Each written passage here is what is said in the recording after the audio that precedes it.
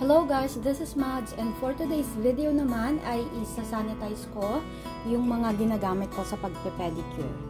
So, ang una kong ginagawa, sinuhugasan ko muna itong mga nipple ko. Ayan. And then, lalagyan ko na yung dishwashing liquid. Hugasan ko yung mga yan. Then, lagyan natin ng water. So first, kailangan natin brushing.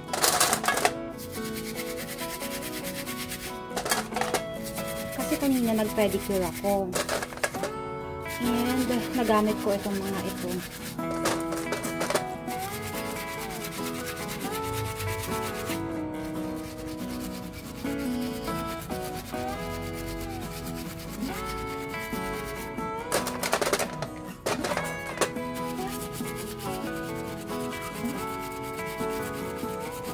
Yan.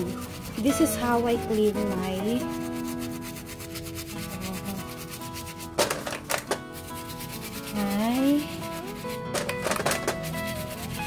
gamit.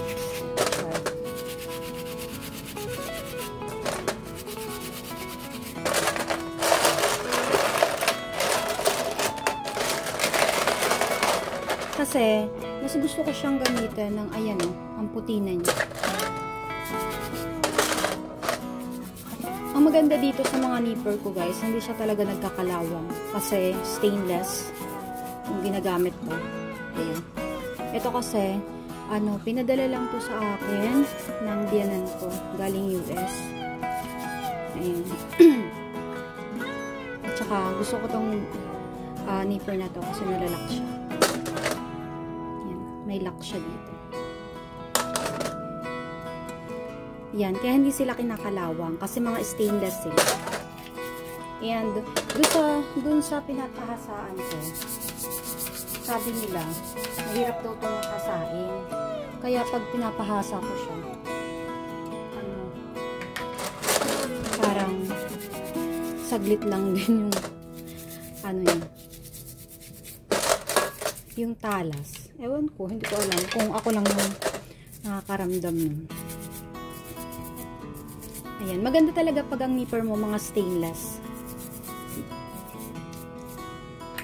Kasi, kahit nililinisan mo siya, hindi siya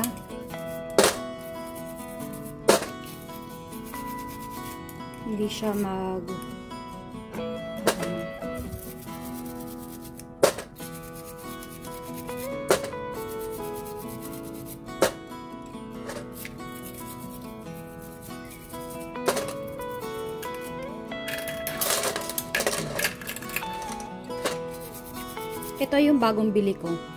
Ito naman yung Mr. Green na nito. Sobrang bet ko to. Ang sobrang ganda niya. Kasi matalas. Tapos as in yung mga sulok nakukuha niya. Ito namang isang nipper na to. Favorite ko to bago dumating si Mr. Green. Kasi ito ay andyan yung brand niya. Ayan. Revlon siya. Ayan, galing din siya sa US. Padala lang din siya sa akin ng biyanan ko. And stainless to. Tapos, kapag pinapahasa ko to, super ingat talaga nila doon sa Hortaleza na pinapahasaan ko. Iniingatan talaga nila. Tapos, kailangan ko daw kasi baka daw biglang maputol. Ito din, Revlon din to. Ayan. Maganda talaga. Marami kang nipper, extra nipper. And mga sila, stainless. Kasi hindi talaga sila kinakalawang. Kasi merong ibang nakapanood ko na video. May kalawang na yung nipper, medyo nakakatakot yun. Baka mamaya masugatan mo yung customer. Paano na lang kung baka mamaya meron matetano, diba? Tapos magdugo. Paano na yun? Ayun. So, ganyan ko lang siya lilinisin. And then, tatapon ko to dun sa bowl. Dun sa CR. Wait lang.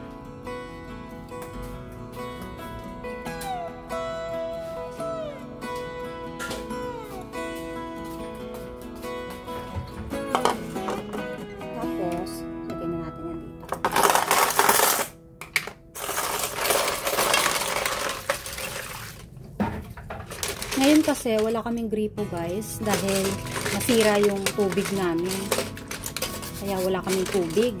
Kaya, ayan, tabo-tabo lang muna kami. Ayun. So, tingnan nyo yung brush, oh. Ang linis na niya. Yan ang gusto kong, ang sarap gamitin kapag ganito. Kapag naman hindi ko siya magamit yung brush, kung makikita nyo yung ibang video ko, yung iba kasi hindi ko nabibidyohan, gumagamit na lang ako ng tissue or wet wipes para okay din naman gamitin. Mas maganda kang gamitin minsan yung wipes, yung wet wipes, kasi nalilinis din yung part ng mga cuticle. Kapag hindi ko nagagamit yung brush, yun, wipes na ang ginagamit ko. Kapag syempre, minsan sunod-sunod din yung ano mo, yung customer mo, ganyan. So, marami akong pusher. Ang dami kong pusher. Tapon natin ulit ito sa CR. Sa CR ko tinatapon ko.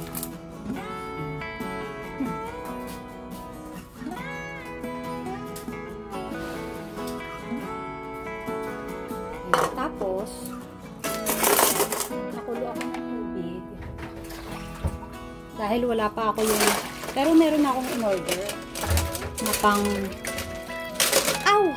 Sakit. Ang tulis, ang talas nito. Pero meron na akong in-order na pang, ayan o, tignan niyo yung brand nito. Ang ganda.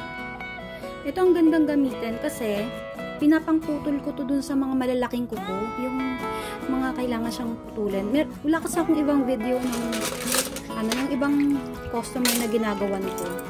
Yun, kasi yung iba kasi ayaw nila magpa-video. Ayun, kasi yung mga nakukuhaan ko lang ganyan. Ano lang, mga gusto na magpa-video kapag gusto.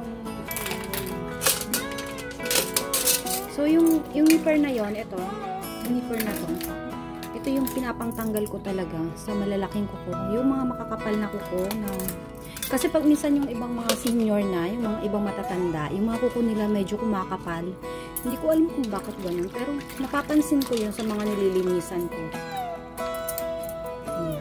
Yun ang pinapangkat ko dahil matigas na yung kuko. So, ito okay na to. Lalagyan na lang natin ng mainit, tapos ibababad ko mga 15 minutes. Lalagay ko na siya dyan. So, lalagyan na natin ng mainit na water.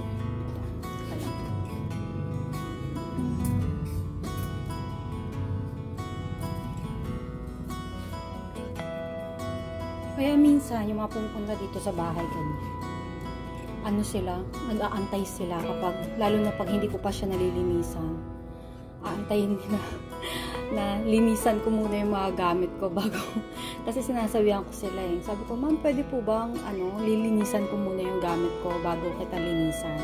Yun, kasi minsan kasi nakakaligtaan ko siyang linisan, lalo pag pagod ako, syempre nagpapahinga ako muna bago ko yan bago ko sila linisan.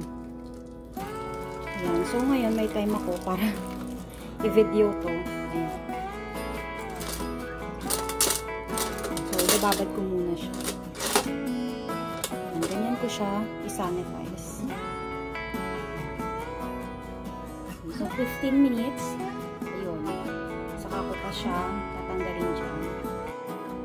Ayun. So, kinat ko na lang yung video. Pero dahil naka 15 minutes na tayo or pwede na siguro yun. Tatanggalin na lang natin yung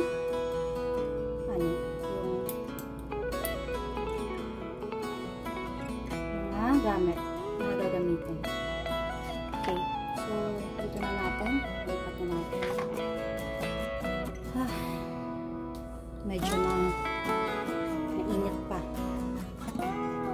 Yung bimpo ko naman, napakarami niya. Siguro mga nasa 24 pieces. In-order ko yan sa sa TikTok din. Tapos, in-order ko siya sa TikTok. Tapos, kapag naglalaba yung asawa ko, sinasabay niya yan.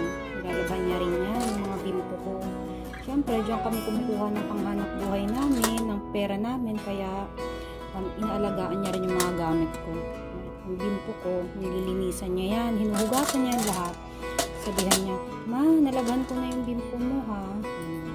yun. So, sinusuportahan niya din naman ako. Ayun. Tutulungan lang kaming dalawa. Kaya, yun ang nakakatuwa kapag meron kang asawa na supportive sa'yo. Ayan. So, medyo mainit pa siya eh. Kaya, ayan. Malinis na siya. Ayan. Ayan. So, ito, itatapon natin to dun sa CR. Tapos, ilagay na natin siya dito.